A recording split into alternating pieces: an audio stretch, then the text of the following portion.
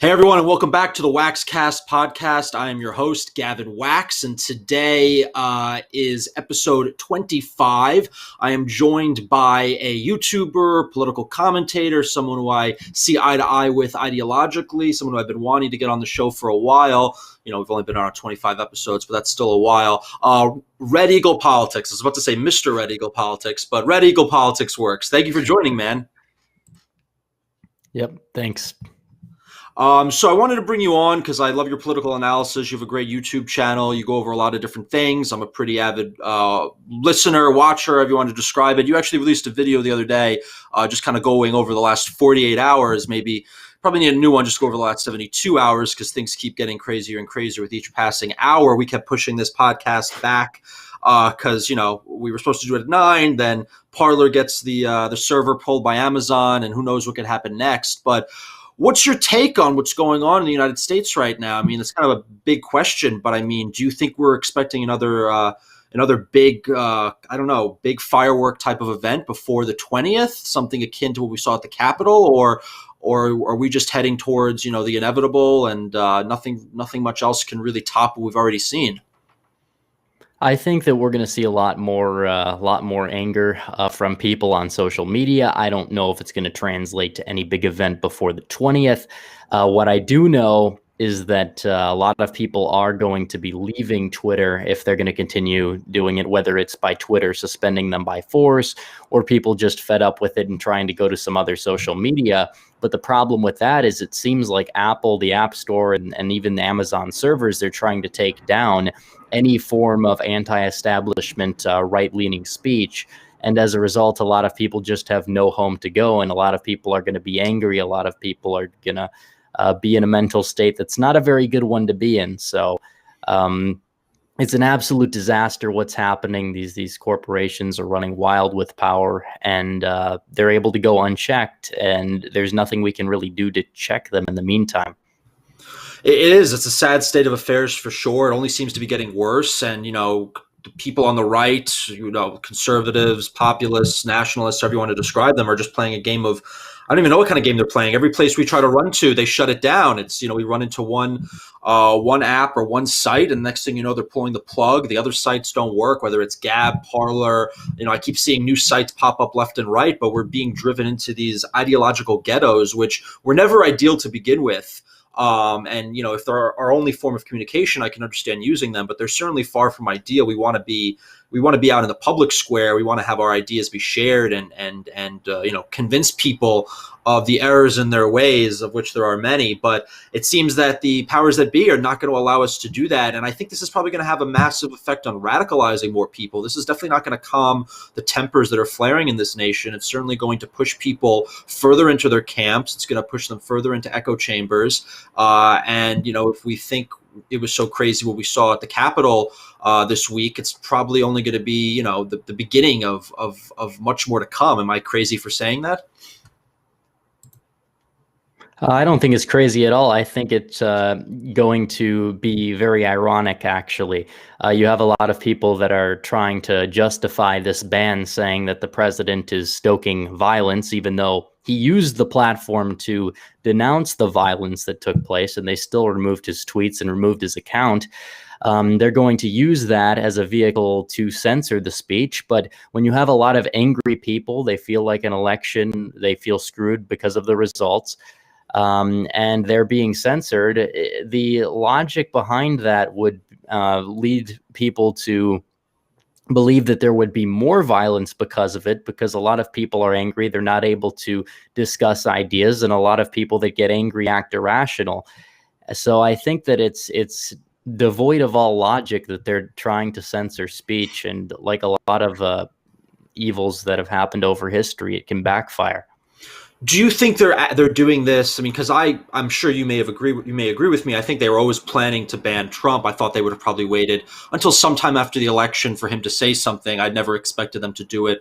Not after the election, sorry, after he leaves office. I never expected them to do it while he was still the sitting U.S. president. Do you think they're doing this now, either as sort of an opportunistic power grab? They see the chips are down for him and his supporters, and they're just digging the daggers in while this is all in motion? Or is this sort of almost being done out of fear, and maybe they realize, maybe through the data that they see online that they've obviously been actively suppressing and manipulating, maybe they see that there has been a tidal wave of support for him. It manifested itself at the rally this week, and maybe it has been manifesting online, and they're thinking we need to cut this out early and ban him, and ban, apparently tens of thousands of his supporters. So what do you think it is? Do you think it's fear, or do you think it's just sort of they're just moving through the motions in terms of consolidating power? Or both, obviously. I think it's a little bit of both. I think that they were going to wait, like you said, after he would leave office to find an excuse to ban him. Obviously, I don't think that they would have banned him had he won the election. But they're going to use it as a vehicle to go ahead and to ban him because they want to stop his movement. They see the election as a victory for them in a way because they were able to stop Trumpism. And it's not just about Trump, it's about Trumpism. That's why they're purging a lot of the accounts that have been supportive of the president. And as a result, you have a lot of angry people. And like I said, I think that I think it's an absolute disgrace that they're doing this, because I think that it is going to inevitably backfire in some way. But I think that it mainly was because they see Trump as a threat. They see Trump's movement as a threat. And they want to transition the movement also of the Republican Party back to where it was before Donald Trump decided to leave office. So that's just the way it is right now. So you think many of these moves alongside the impeachment or the 25th Amendment are just designed to basically handicap his movement going forward, prevent any rumors of a 2024 run, which was kind of what was being circulated up until this happened. Obviously, if he has no social media, he has an inability to communicate, an ability to get his message across, rally his supporters, or to be extremely difficult to do so. And then there's the political, legalistic implications of maybe a second impeachment or whatever it is going through, and he legally can't run. I mean, do you think this is all the powers that be, the different establishments, whether they're in the political realm, in the tech realm, in the media realm, whatever it is, conspiring in this great oligarchical, if that's the word, conspiracy, essentially to make sure that he, as an individual, is now incapacitated politically and his movement is left rudderless? I mean, is that what it looks like? Yeah. Is it playing out? Yeah, I think that's exactly the direction that they're trying to go in. They're trying to purge Trump. They're trying to purge Trumpism. They claim they want unity. It's not about unity. Anybody that was really involved with the president whatsoever, they say, is going to be blacklisted. So they're going to attempt to impeach the president.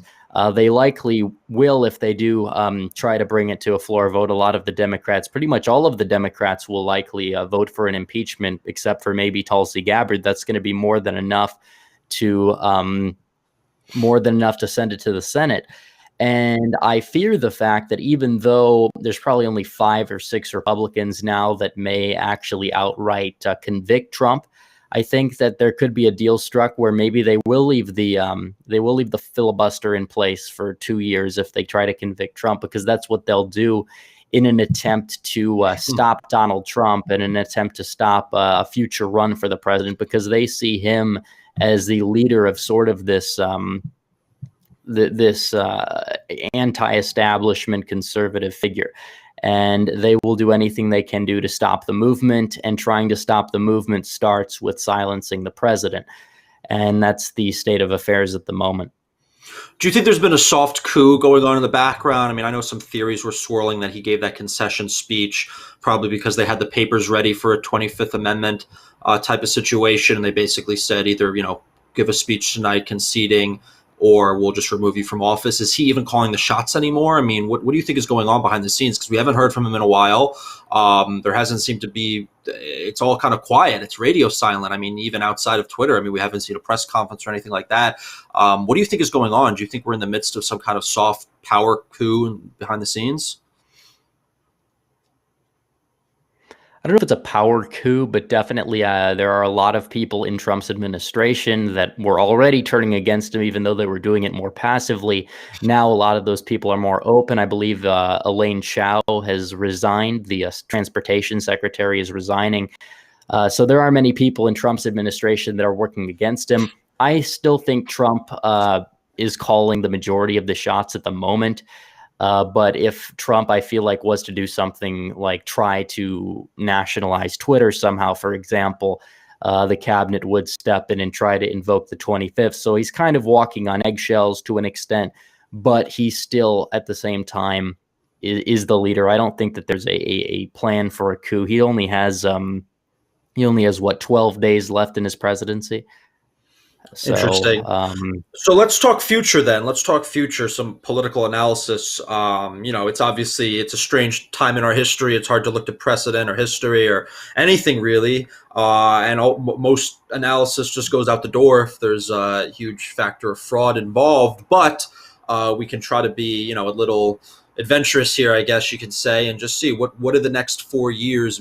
What are they going to do for the political situation dynamics in the country? I mean, obviously the Dems have a history of when they secure power, certainly when they secure united government, they don't miss a beat in terms of passing legislation and policies that help solidify their power. We could easily see them try to break the filibuster, try to pass through statehood for DC, Puerto Rico, wherever it is, ensure the Republicans can never get the Senate. I mean, do you think that could happen? Do you think we really have any faith with people like Manchin or Sinema? I mean, or is it all just a total illusion and they'll vote party line? I think it really depends on the situation. Like I said, there very well could be a deal that gets struck where they would attempt to convict the president in a way to stop the filibuster from being removed. But What Sinema, I really that, don't trust. What holds them to that? Well, that is actually a good point.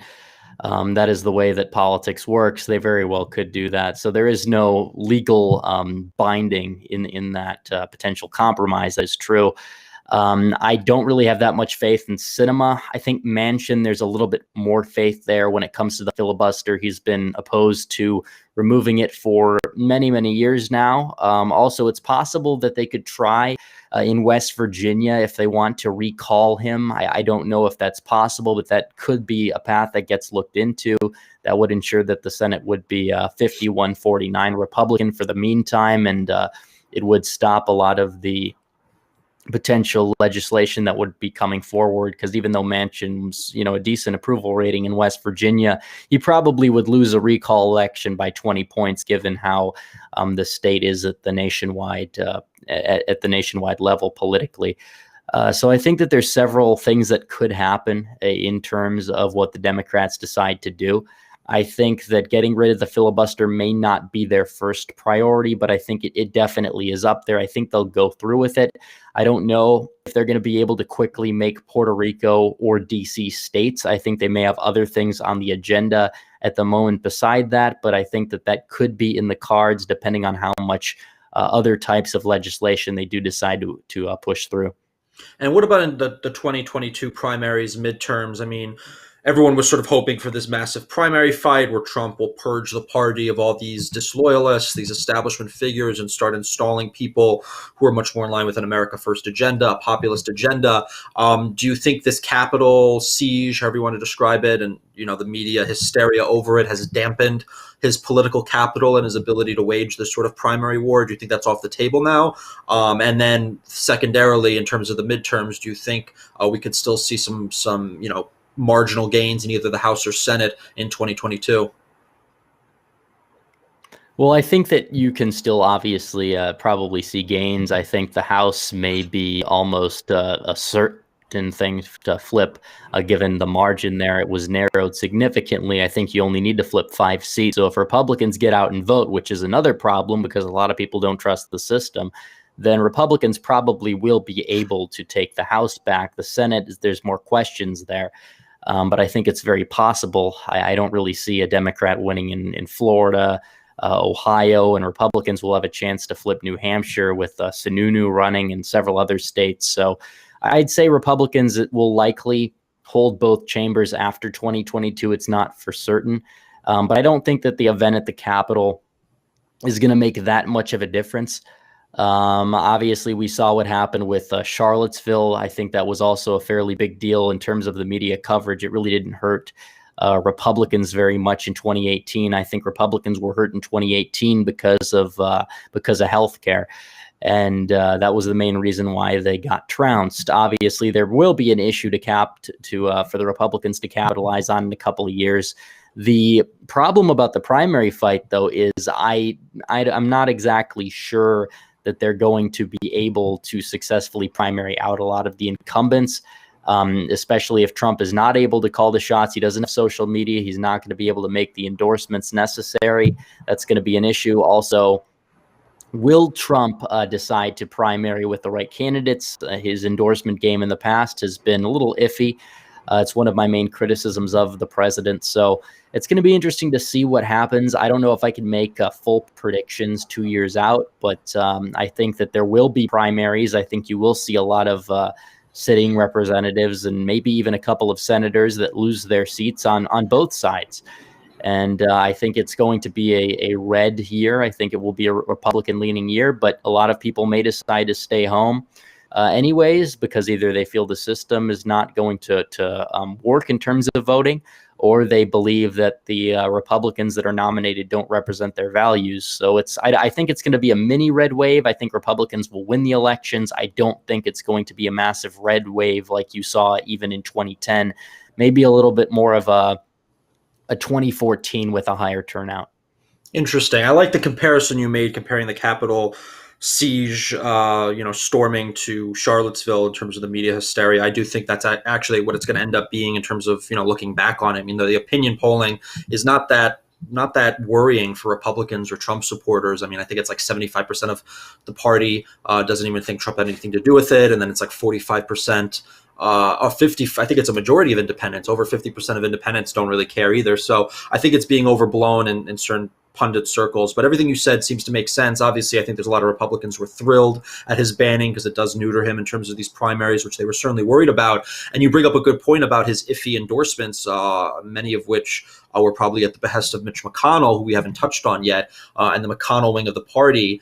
The political geniuses that they obviously are in losing the Senate. This was a brilliant political maneuver. What is in store for them? I mean, do you think people are going to blame Georgia on them? I mean, there's obviously still the after action reports are still being drafted and the autopsies are still being written. But, there are some people who say, listen, Georgia has been trending blue. Maybe this was obviously inevitable. The candidates were bad. The whole fallout of the election was bad. Linwood, whatever it is, there were several different factors that compounded together, led to a narrow loss. Maybe that means Georgia's not really out of reach again if it took all these different forces to really lead to these losses. I mean, what do you think of that whole take? Well, I think Georgia, it is a winnable state for the Republicans in the near future. I think that if you look at the election, you saw a lot of people in the red areas stay home. A lot of that shift was blue, and it was in pretty much every single county you saw a shift to the left. So a lot of Republicans did stay home. A lot of it has to do, I think, with a mix of the $2,000 checks. I think you saw a lot of it had to do with the anger at Mitch McConnell. And as a result, the Democrats won both seats. I think the seat in 2022 could flip back red. The Warnock seat, Warnock has had a lot of scandals, so had Loeffler. But if you run a more competent Republican candidate, even one that is a little bit just like more of a generic Republican with less baggage, I think that they would typically be able to win that election in the state of Georgia. So I don't think the state is fully gone yet, but I think it inevitably will be. As long as the trends in the suburbs continue the way that they'll be, Georgia's moving itself to be the Illinois of the South, where you kind of have this one city, Atlanta, and then the counties around it that control the entire state, just like how much of Illinois is a red state, but Chicago and the counties around it are deep blue, and that's what controls the power structure there. Someone actually came on the podcast, I think two episodes ago, and brought that same topic up about that kind of population dispersion. And if you see states like North Carolina, for instance, which stayed red, actually may have trended a little bit more red. I don't remember if that's true or not, but it still held red. And they don't really have that sort of concentration in one major city that Georgia does. Georgia has Atlanta, but there's really, even Florida doesn't have that. There are many different population centers outside of Miami. So it does seem like Republicans do have a problem with these states that have, one major city that's what dominates it. I'm from New York. I mean, that's obviously an extreme example, but the theory still holds. So it is interesting. But speaking of other states, I mean, the electoral map, the electoral math, there's the census, there's the redistricting, there's going to be some shifting of electoral votes. Would I be wrong to describe that as marginally in favor of Republicans, with some of these shifting more further south? I mean, obviously Republicans have been making gains in the Midwest. They're seeing a lot of losses, so maybe it's a wash overall. Do you think the new census and where we end up with the House delegations, do you think that's going to be beneficial or neutral, or maybe? Well, I think it's a good question. I think that if you look at the new delegations, Georgia is actually not projected to gain anything from the map that I've looked at, as well as the state of Virginia. And New York and several other northeastern states are going to be losing a few. California doesn't gain any. You see massive gains in Texas. You see massive gains in Florida. Those are going to stay Republican in the near future. Arizona will, I believe, remain a swing state for the rest of the decade. That is going to be seeing an increase in population as well, in terms of getting an additional congressional district, as well as, I believe, North Carolina. So for the short term, I think it's very good for Republicans. They're going to be able to gain, even though they do lose a couple here and there in the Midwest. You look at Michigan, Pennsylvania, Ohio, and I believe Minnesota is going to be losing one as well, even though Republicans still haven't won it yet.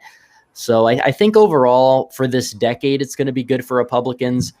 If the trends continue in places like Arizona and Texas, and the Midwest gets redder, it would be bad for Republicans. But I think that for the rest of the decade, if you look at this election, it does give me more confidence that Texas and Florida are going to be red states for the rest of the decade, at least.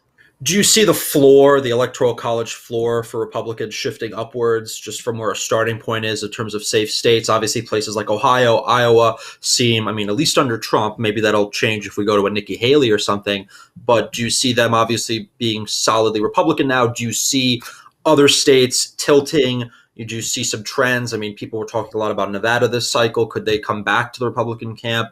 Wisconsin wasn't that far off. I mean, does it give you hope for the future? I mean, there's a lot of doom and gloom, and I think a lot of people are losing hope just because of the events of the last few days. But honestly, if you talk brass tacks and you talk just the numbers here, it doesn't seem too far out of reach, for Republicans to come back swinging. Yeah, I think that there is definitely a higher floor in a way. You do see Ohio cementing itself more in the Republican column. Iowa, if Texas and Florida are considered guaranteed, if they do move towards the likely Republican status, in that regard, then the floor would be somewhere around 200 electoral votes or so. That way, if you just need to add Wisconsin, I actually think Wisconsin probably won't vote Democrat again for a long time. I think that this election was a little bit of a fluke. If you look at the rural trends, they continued. There's no signs of them slowing down.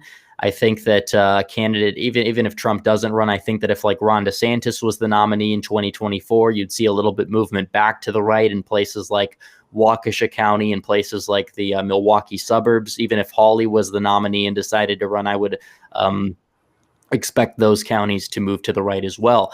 So I do believe that I think Wisconsin is another state that I think could be safe red, because the suburbs are a lot redder compared to other states like Minnesota, for example, or even here in Michigan with Oakland County and Detroit, which is moving to the left. Waukesha, even though it did move to the left this cycle, there's still much redder counties than your average state in the same area, as well as the fact you have the rural trends moving to the right and a big rural population in Wisconsin that also helps the state.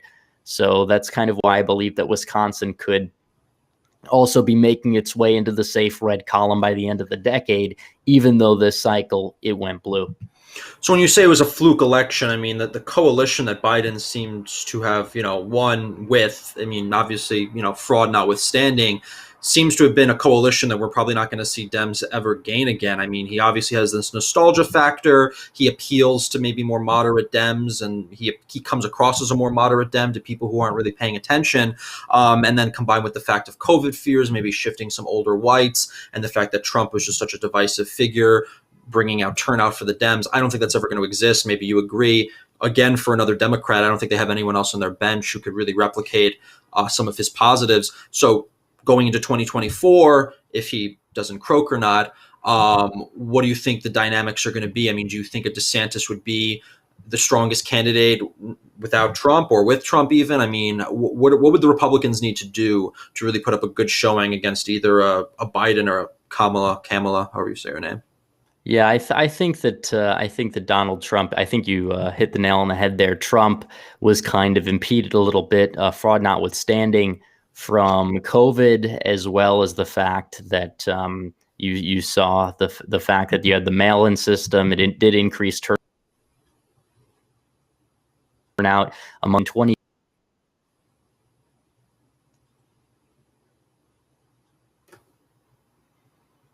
out that whole mass mail-in voting system. So if that happens, I believe that Trump will be in good shape, or even a Ron DeSantis. I think DeSantis has more appeal to the suburbs. He's kind of like a Trump without baggage, but still, Trump had the movement factor. I don't know if he'd be able to recapture it, but I think with Trump's endorsement and with Trump out there holding rallies with him, I think he'll be just fine. It's interesting. And then also, I mean, there's a bill, I think it's HR1 or something. We were talking earlier about what Dems would do with United Government, which would basically codify and solidify a lot of these emergency COVID changes to the electoral processes that have gone on and really created a crazy situation this election. Obviously benefits the Dems. If they're able to make sure that this sort of unsolicited universal mail-in with very weak signature or no signature matches, very weak identification requirements or no identification requirements, and a whole slew of other issues from the voter rolls, et cetera. If none of these things get addressed, and then the new reforms that they introduced become codified and remain law, does that not change, dynamics forever? I mean, we could talk about the demographics on the ground, we could talk about the trends, but with all that institutional, changes into the system, it seems like a very uphill battle for Republicans to overcome when they're just able to blast these mail-in ballots and get the laziest and lowest of IQ voters to vote for them in mass. And that's not even fraud. That's just a sad fact of democracy. Well, that's true, and that's exactly what they're attempting to do. Now that they have the power, they have the Senate, they have the House, they have the White House, they're going to be able to do it.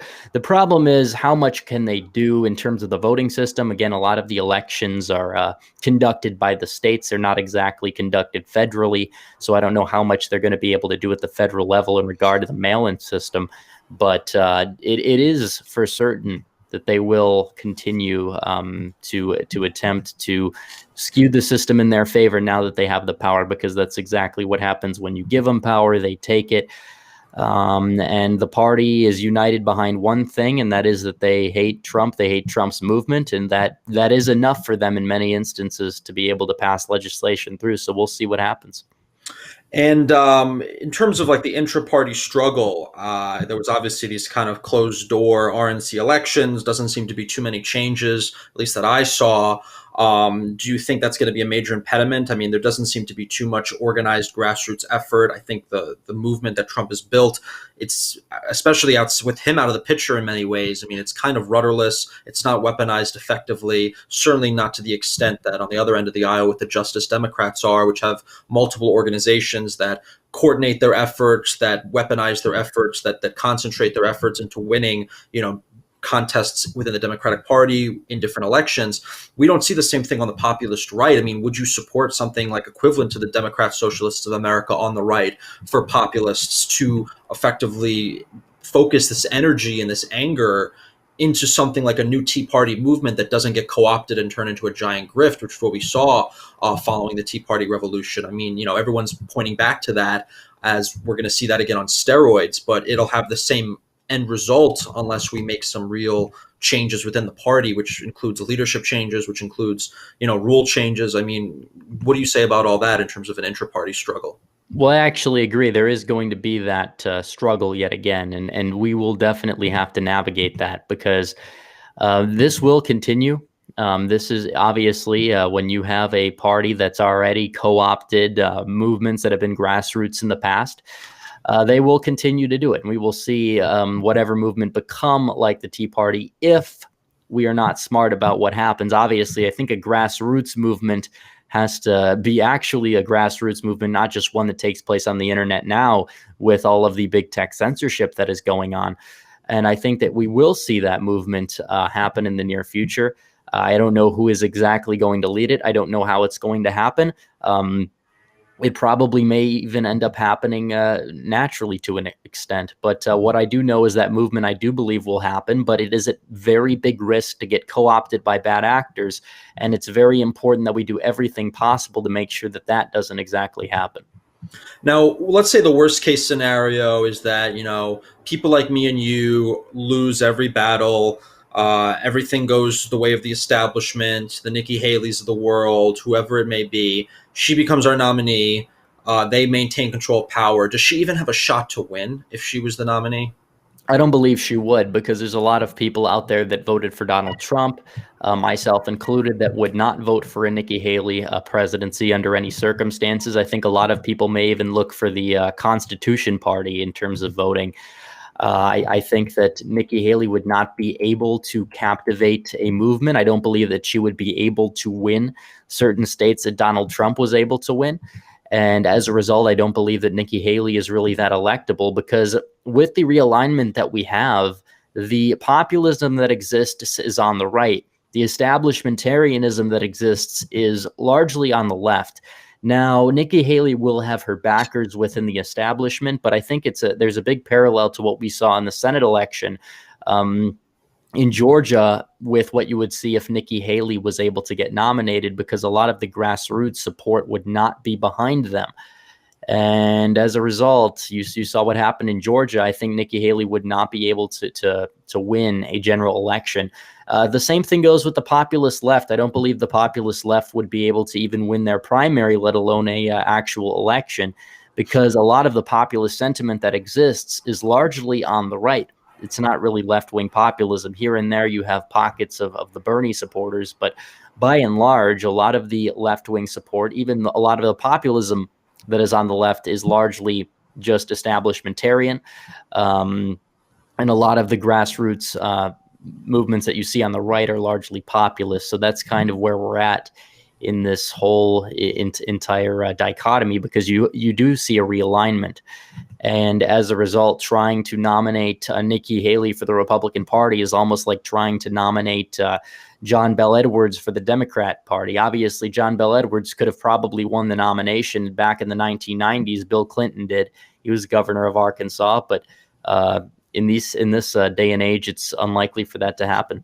Do you see, because we've been talking a lot about the divisions within the Republican Party, but there seems to be also a lot of stuff brewing under the surface with the Democratic Party. I mean, Joe Biden is building out his cabinet. It almost seems to the right of Obama's cabinet in many ways. I mean, it's a lot of backbencher, white males who are pretty establishment Dem. They're not really these ideological leftists. I mean, in many ways, I mean, they are, but not to the extent that the Justice Democrats would like. I mean, now that they're in power and Trump is out of the picture, I mean, they're going to have to direct their anger and angst and frustration somewhere. I mean, do you see a brewing civil war within the Democratic Party, or do you think they're just a different beast altogether and they'll be able to pretty much quash that or absorb it, that like they tend to have just absorbed a lot of the sort of the left-wing outrage into their party corpus and platform, and that's a way of subduing them, compared to the Republican Party, which kind of takes on the talking points but it's always kind of maintained control in terms of their establishment. I mean, it's an interesting look to compare both parties and their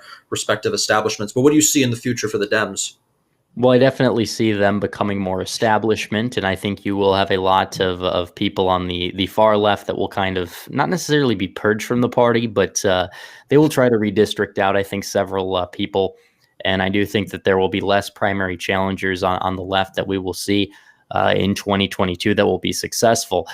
And I think a lot of it just has to do with the fact that a lot of the Democrats, they're just trying to consolidate the establishment. A lot of the people on the far left, these are the vote blue no matter who people. A lot of them will vote for the Democrats no matter what, and they're content with that. So they'll throw them a bone. They'll let them have free reign on the rhetoric sometimes when it comes to criticizing the right. But in terms of actually getting any policy done, they're never going to have universal health care that gets passed. They're never going to have a lot of these other propositions come through. So I think that they got them right where they want them in terms of the populist left, the anti-establishment left. And I don't think they're really going to be able to move anywhere. So that's kind of my take on that. So I got two main questions left for you. Then I'm gonna we'll wrap it up because I want to keep you too long. We'll try to keep it under an hour. But the first thing I wanted to ask is we talked about Nikki Haley. We talked a little bit about DeSantis. What about the other challengers? I mean, we can talk about both the primary chances and their general election chances. I mean, some of the names being thrown out here, and you could feel free to answer these kind of like shoot them down each. Hawley. There's maybe Hogan. Cruz. I know you laugh, but it's true. He believes he has a chance. Yeah, I know. I'm trying to think who else. Who else has kind of thrown their hat in the ring, so to speak? Cotton, maybe. I mean, I don't know. Maybe he's trying to be Rubio that. could have. Rubio. I mean, what do you think of all them and whoever else I haven't mentioned? I wanted to throw Hogan in there because I do think they're going to make some kind of try with this guy. And I'm Well, trying I to think think, who yeah. else would be establishment. I mean, I know Rubio has been playing his kind of like I'm going to be the new populist kind of BS, and maybe that could have come to fruition if there was 4 more years of Trump. But it seems to be a stillbirth now because he's going to repivot. But who outside of Nikki Haley would be the establishment choice? Well, And then I'd say that Pence could give it a Pence. try, but I don't think that he's electable at this point because the never Trump base of the party, which is very small, is a big portion of the establishment on the right, and they would never vote for him as his first choice because he was the VP under Trump. But the Trump base doesn't like the fact that, in their view, that he betrayed them. I don't think Ted Cruz is electable. Last time he stayed in and served as the last resort. Rubio kind of imploded his campaign, and then Cruz kind of got those types of voters, but it wasn't enough. I think that Hogan could be like the Kasich. I think that Hogan definitely, in terms of the northeastern three. Well, it's four if you count Sununu, but the three never Trump northeastern governors. I can't see Baker running. I don't think that. I don't think that Phil Scott would in Vermont. Maybe he'd try the Senate, but Larry Hogan may actually be that guy that may have some higher political aspirations. So it's going to be interesting to see how that would go, but I don't think he'd be able to get any more than 10% of the party. Same thing with Mitt Romney as well. If Mitt Romney were to run, he wouldn't do very well. But they're trying to create an environment where he would, and it's not going to work. It is going to backfire, even if there is zero conservatism that's actually conservatism on social media. It still would not be able to propel a Romney or even, I think, a Haley. I think Haley might be that type of wedge candidate that the establishment might throw out there that they think could win. And she may get some votes based off of identity politics. But other than that, I don't see it happening. I think that I think it is going to be a populist. Maybe Rubio, if he decides to play that card enough, could well as populist support if he tries to play the pseudo populist card. But I really don't know who the nominee is going to be. I still think DeSantis is the front runner if he wants the nomination. Now, But we would really have to see. and you mentioned, people thinking that Pence betrayed. This wasn't good. This is a third question. I'm adding it to it. But you mentioned people thought Pence betrayed Trump. I mean, do you think Pence did betray Trump? I mean, how do you view this whole sort of last minute Hail Mary strategy that was sort of conceived that he would send the electors back or he could deny the slates and all this? I mean, did he ever have that power to begin with? Was he set up as a scapegoat?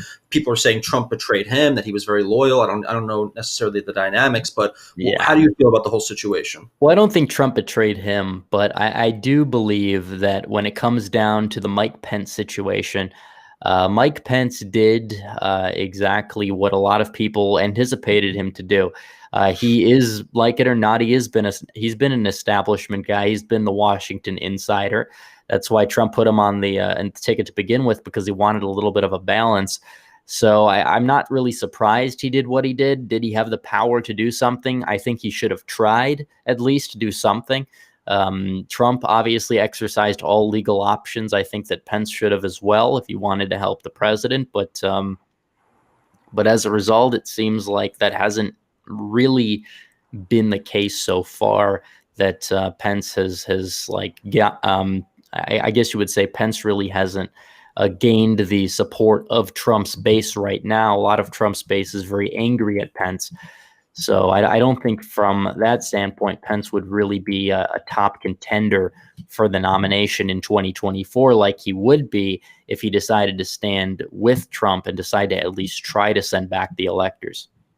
Now, I'll end it with maybe going more local and state. I believe I heard you say that you are from Michigan. What is going on in Michigan at the state level in terms of politics? I mean, is this a state that is trending to the right? Is this a state that, Whitmer could possibly, be unseated, or is she just so popular? I mean, what is going on in the state of Michigan? Because it seemed like, Trump's brand of republicanism could do very well there with blue collar workers, with, all these disaffected former, union Democrats, or is this all just a pipe dream now and it's going to return back into this quote unquote blue wall?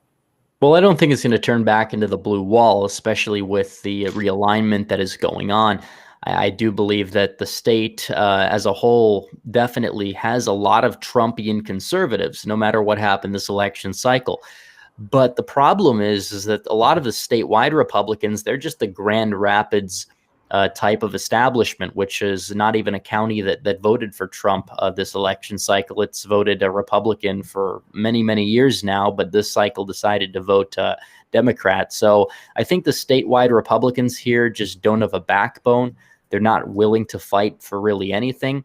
And that's why we had a rhino governor for 8 years who was loved by the suburbs. And as a result, the party's base is mainly now rural. So they have to run somebody for governor that is going to be able to bring in the Trump base if they really want to win. So it's going to be interesting to see what happens in terms of Whitmer being a favorite. I think she may be a slight favorite, depending on who the nominee for the GOP is. But it's going to be interesting to see. It really also depends on the national environment, because if it is a very favorable red wave and the Republicans put up a competent America First conservative candidate like Trump, but for the Michigan governorship, I think that candidate would have a good chance at beating Whitmer. Awesome. All right. Well, this has been great. I mean, I always enjoy your analysis and your commentary, so I'm glad we could have you on the Waxcast to discuss all of these issues of electoral politics. I definitely want to have you come back on again, maybe talk more philosophical, just political ideology stuff, and less electoral-based politics. But I want to pass off to you for the last word. Please let everyone know where they can follow you, where they can subscribe to hear more, and thank you again for coming on, man.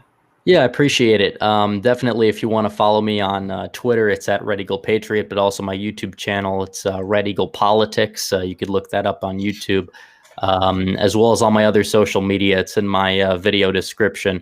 So that's kind of where you could find me. Well, you still can, because obviously we know what's going on, but it's a very difficult time to be on the right and on social media. But for sure, if you want to find me, that's where you could find me.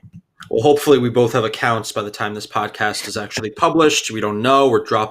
All our followers are dropping by the hour, it seems. But anyway, guys, we're going to keep doing podcasts no matter what happens. Please subscribe, iTunes, Spotify, Google Podcast. Also, if you're on iTunes or Apple Podcasts, please leave us a review. And we will be coming back with more guests and more content very soon.